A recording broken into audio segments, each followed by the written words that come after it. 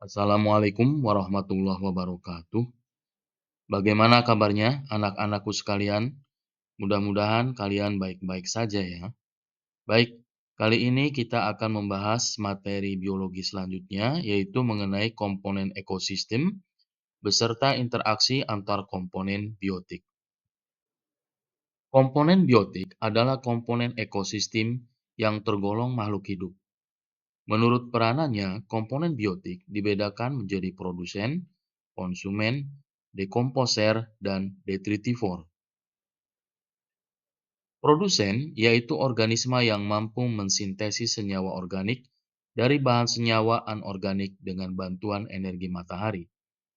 Sedangkan konsumen adalah organisme yang memperoleh bahan organik dari organisme lain. Dekomposer disebut juga pengurai, yaitu organisme yang mampu merombak sisa produk organisme atau organisme yang telah mati menjadi senyawa anorganik. Sedangkan detritivor adalah organisme yang memakan serpihan-serpihan organik dari suatu organisme. Anak-anakku sekalian, semua makhluk hidup selalu bergantung kepada makhluk hidup yang lain. Tiap individu akan selalu berhubungan dengan individu yang lain yang sejenis atau lain jenis, baik individu dalam satu populasinya atau individu-individu dari populasi yang lain. Interaksi organisme dapat dikategorikan sebagai berikut. Yang pertama adalah netral, yaitu hubungan tidak saling mengganggu antar organisme dalam habitat yang sama yang bersifat tidak menguntungkan dan tidak merugikan kedua belah pihak. Contohnya antara capung dan sapi, atau antara ayam dan kucing.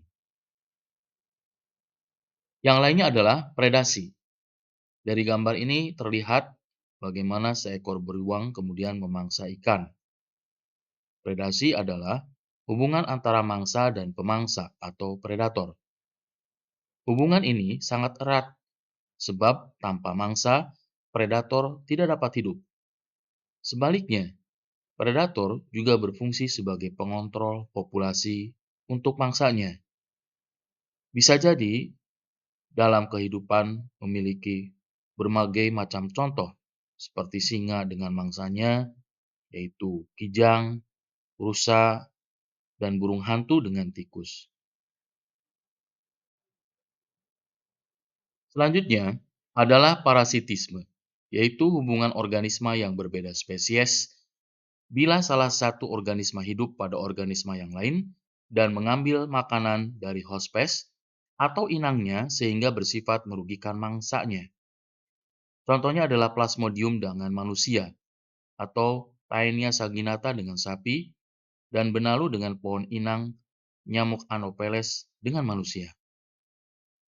Selanjutnya adalah komensalisme, yaitu hubungan antara dua organisme yang berbeda spesies dalam bentuk kehidupan bersama untuk berbagi sumber makanan. Salah satu spesies yang diuntungkan dan spesies lain tidak dirugikan. Seperti pada anggrek dengan pohon yang ditumpanginya, ikan hiu dengan ikan remora, ikan badut dengan ikan-ikan laut, dan tanaman-tanaman laut. Interaksi yang lainnya adalah mutualisme, yaitu hubungan antara dua organisme yang berbeda spesies yang saling menguntungkan kedua belah pihak, seperti bakteri rhizobium yang menempel dan hidup pada bintil akar kacang tanam tanaman polong-polongan, atau antara bunga dengan lebah.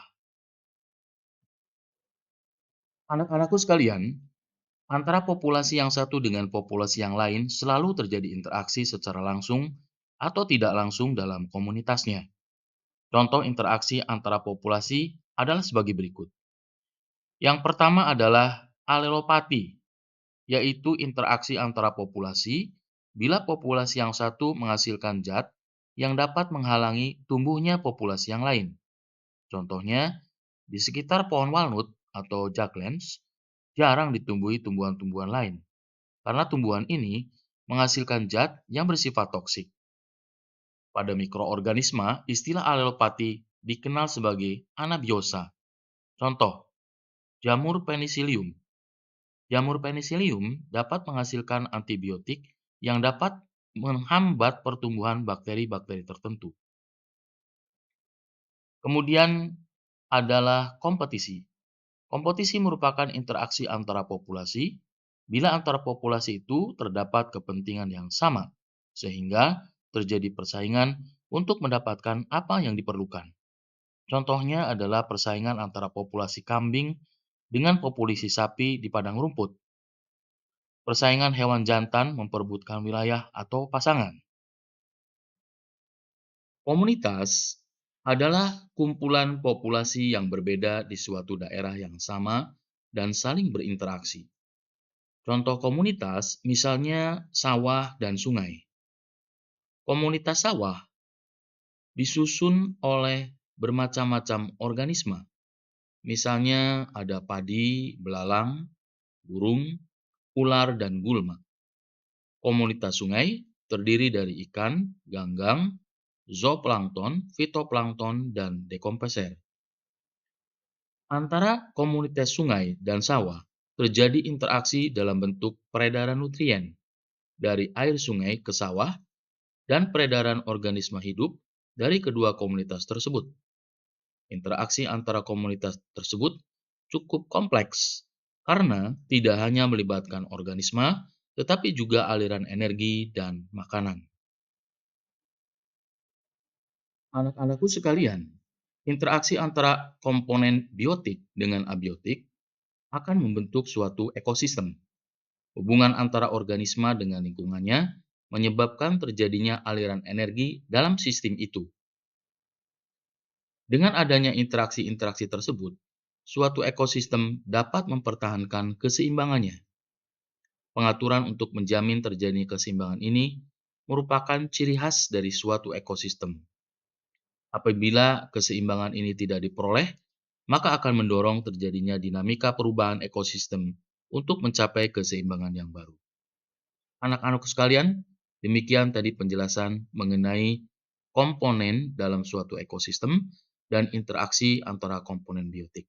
Demikian, mudah-mudahan kalian dapat memahami, terus tetap semangat dalam belajar.